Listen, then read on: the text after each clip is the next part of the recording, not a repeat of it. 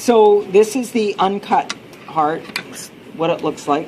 Just see how short the vessels are cut here. So I can't pin any of these vessels because we're not totally sure what they are until we find out what chamber they're associated with. But all of this is ventricle. This little itty-bitty thing up here is the atrium. That's how small it is. There's the one and there's the other. This is right and left. Okay? So they're little. The left ventricle is always contained by the apex of the heart. So that's one way you can tell that it's the left side.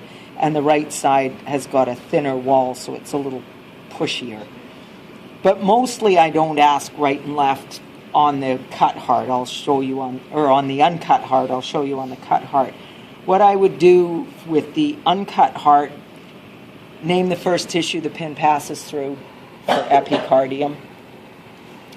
Name, what is the general name for these vessels? All of these would be the coronary vessels. Don't say, you could say coronary arteries and veins, or you can just say coronary vessels. Okay, so that's what supplies the myocardium with nutrients and takes away wastes. Sorry. So this one's cut open.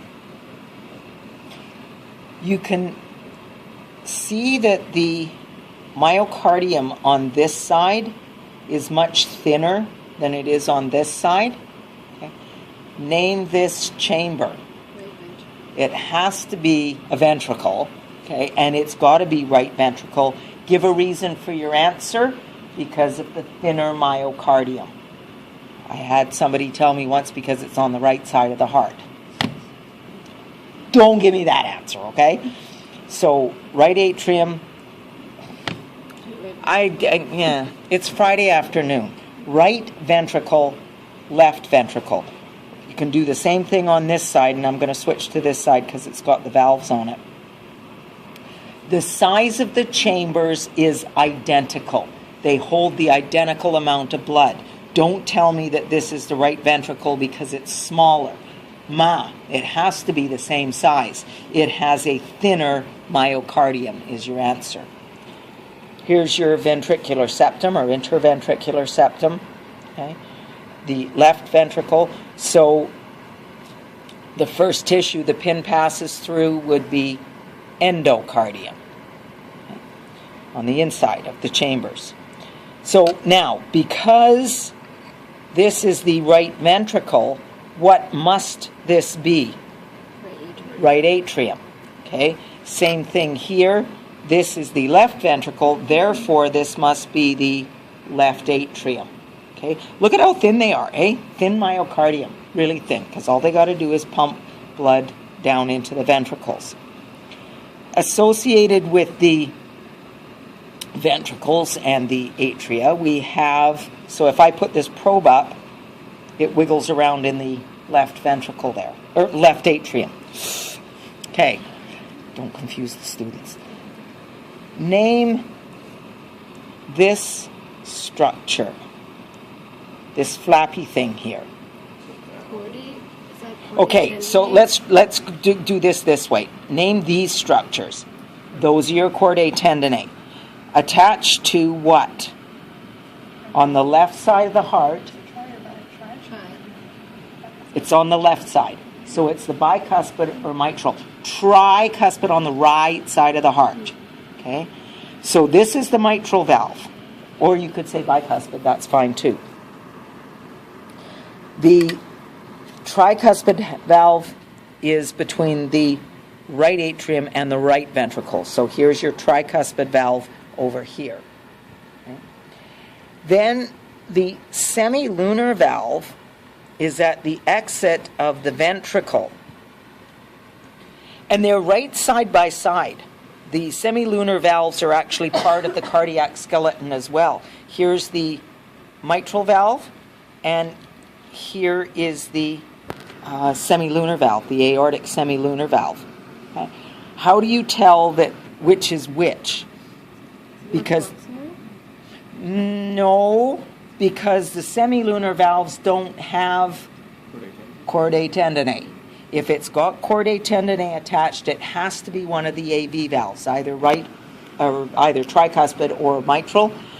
If it doesn't have chordae attached to it, this flappy thing here, that would be, and because it's on the left side, it has to be the aortic semilunar valve.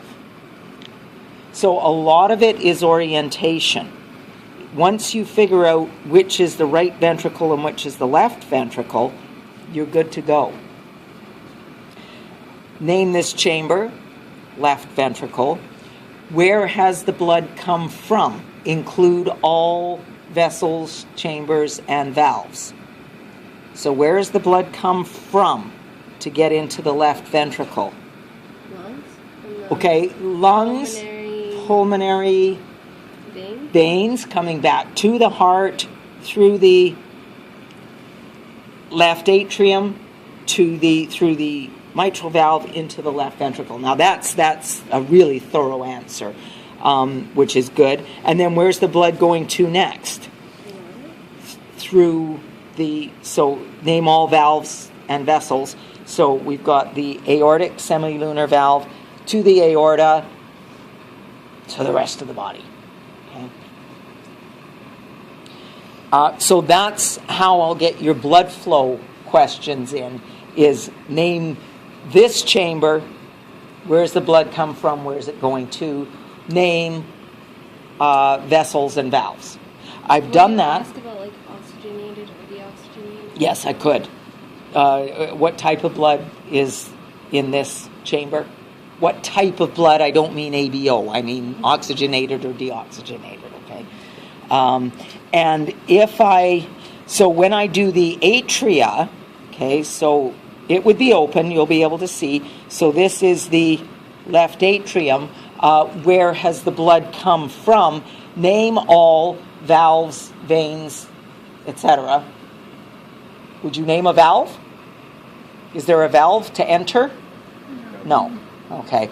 But I asked the question the same way so that I'm not giving hints. Isn't that mean? Yeah. Okay.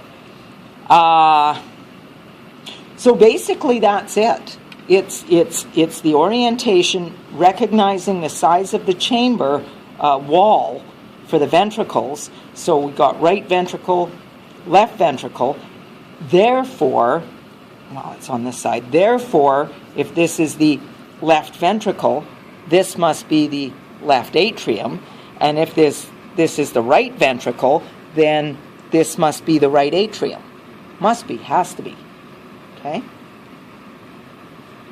And then where's the blood come from? Where's it going to?